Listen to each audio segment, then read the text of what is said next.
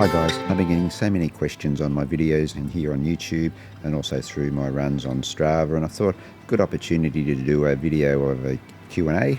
As the channel grows, I seem to be getting more and more comments on both platforms, and now that we're well through 700 subscribers, wow guys, thanks very much for your support.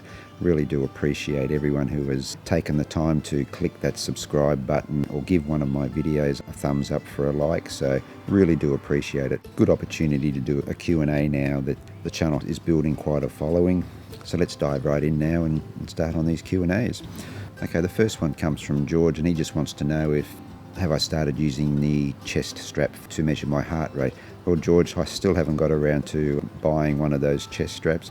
It is on my to buy list, but just haven't had the time to go online and source one. I did make a video some time ago asking people for suggestions, and I've written all those suggestions down and I've been researching through online, but just haven't decided on one yet. Pretty sure in the next couple of weeks that I will get one. I do get a lot of questions about MAF or low heart rate running because so many of my videos are about that. And Gordon has asked if my cadence has changed as a result of doing the MAF or the low heart rate running.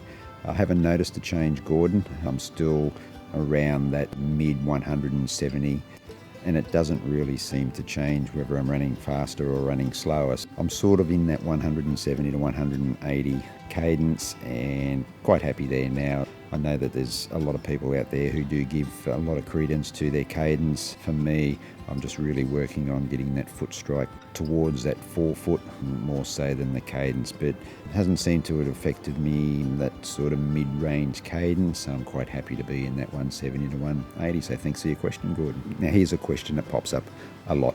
Now Ashley has asked, I've just started my MAF training.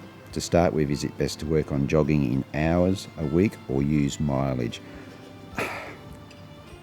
For me, Ashley, I chose to do mileage just because that's how I've always run. I've always run to mileage rather than to time, and I just found it just easier to adapt to that. So I worked out all my MAF running or low heart rate running in mileage. There are a lot of people out there who do it just with time. Obviously with the low heart rate running, you are running at a much slower pace than you are probably accustomed to, so you probably need to allow for that with your mileage. For me, when I came back from the broken ankle, my mileage was pretty low anyway, so I worked on a low weekly mileage to start with and then just built my weekly mileage up to what it is now, in that sort of 100 to 140k a week range. But everyone will have a different system to work with, whether it's on time, whether it's on mileage. I guess it's really up to the individual, and I chose to go with mileage. Another popular question with the low heart rate running is, should a runner stick to their top end aerobic level or just below? And Mikey asked, I got a question, Neil, should I be running close to my top end aerobic heart rate? For me, it's 134 or keep it lower. Again, Mikey, I really think it comes back to the individual. For me, Mikey, I wanted to be as close as possible to my aerobic top-end heart rate, our 131 beats per minute. That's something that I worked on right from the beginning with the low heart rate and have just stuck with it right through. For me, it comes back to the individual and their running history. If you're only a very new runner, then maybe stick to the lower end of that aerobic heart rate zone. Whereas if you've been running for some time, then maybe you stick to the top end. So Mikey, if you've been running for quite a while and have got a strong running history, then I would probably suggest that you maybe stick to that top end 134 figure which you suggested. This question came from Eric, and it was quite a long question, and I will just read a little bit of it. And Eric says, got to ask an honest question for you. Based on your previous race PRs, what real advantage have you gained running with Maffetone specifically? You seem to already be a very good runner with impressive performances, far beyond anything I could achieve. Couldn't you have just dialed back your easy days more as opposed to using this formula when starting your introduction to running again? I guess the short answer to that, Eric, is yes, I could have, but I was finding that I was starting to get a few little injuries that were starting to cause a little bit of concern, and obviously the stress fracture to the tibia was the catalyst to probably bring about this change, and obviously the broken ankle after that in the short time frame to get ready for the Tarawera 50k ultra trail. really led me down the path of that low heart rate running.